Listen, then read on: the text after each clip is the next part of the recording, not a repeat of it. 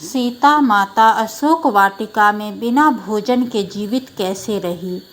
माता सीता लंका में अशोक वाटिका में बंदी के रूप में रही। लगभग 1 वर्ष इस दौरान उन्होंने एक बार भी रावण द्वारा भेजा गया भोजन ग्रहण नहीं किया।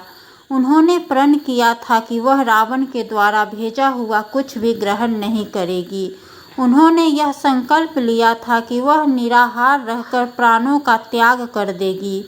फिर वह बिना भोजन किए कैसे जीवित रही, आइए जानते हैं इसका रहस्य। वाल्मीकि रामायण के अनुसार सीता जी के इस संकल्प को देखकर ब्रह्मा जी बहुत चिंतित हो गए। सीता जी के जीवन की रक्षा करना बहुत आवश्यक था।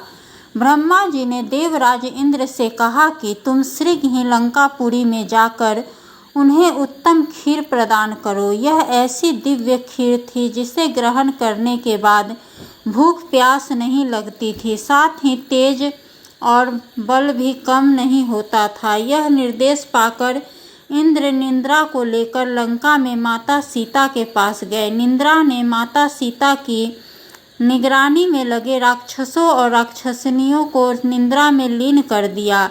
इस बीच इंद्र अशोक वाटिका में माता सीता के पास गए और बोले, मैं देवराज इंद्र हूँ और परमपिता ब्रह्मा जी के निर्देश पर आपके पास आया हूँ।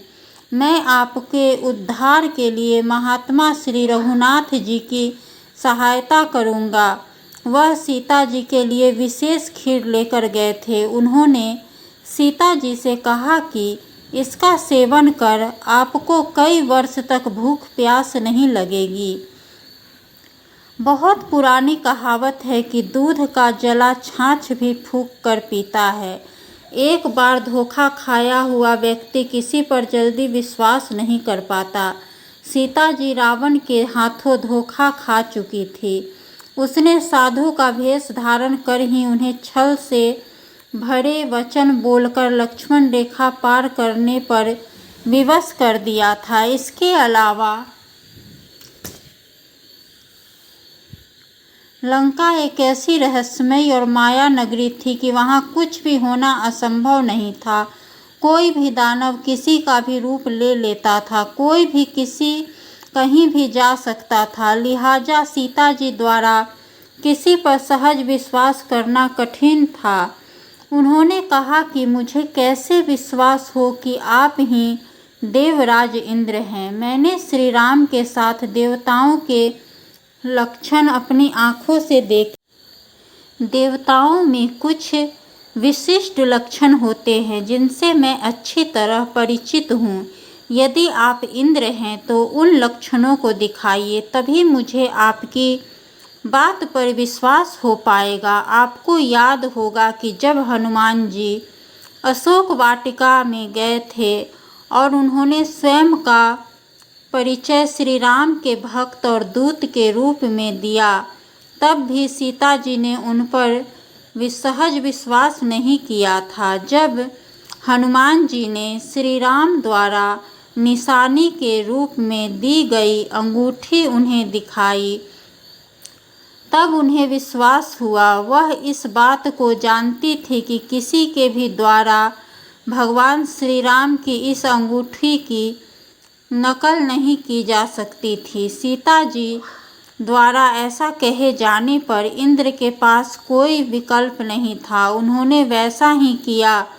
उन्होंने कहा कि देखिए, मेरे पैर धरती का स्पर्श नहीं कर रहे हैं। मैं धरती और आकाश के बीच पर निराधार खड़ा हूँ। सीता जी ने देखा कि इंद्र की आँखों की पलकें नहीं झपक रही थी। इसके अलावा उनके वस्त्रों पर धूल का स्पर्श नहीं था। उनके गले में जो पुष्पमाला डली थी उसके फूल कुम्हलाए नहीं थे। ये लक्षण देवताओं में ही होते हैं।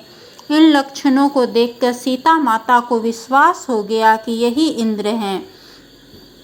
उन्होंने इंद्र द्वारा प्रदान की गई खीर हाथ में लेकर मन ही मन प्रभु श्री राम को निवेदित कर उसे ग्रहण किया। खीर को ग्रहण करते ही जानकी जी को भूख प्यास के कष्ट से मुक्ति मिल गई। इंद्र के मुख से श्री राम और लक्ष्मण का समाचार पाकर वह बहुत प्रसन्न हुई।